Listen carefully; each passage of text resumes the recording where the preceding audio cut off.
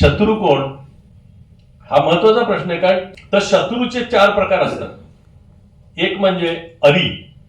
अरी म्हणजे भगवत नाही त्याला तुमचं चांगलं झालं, पण त्याची शक्ती नाहीये, तो काय करू शकत नाही तुम्हाला, तो अरी. दुसरा असतो शत्रू, प्रत्यक्ष शत्रू.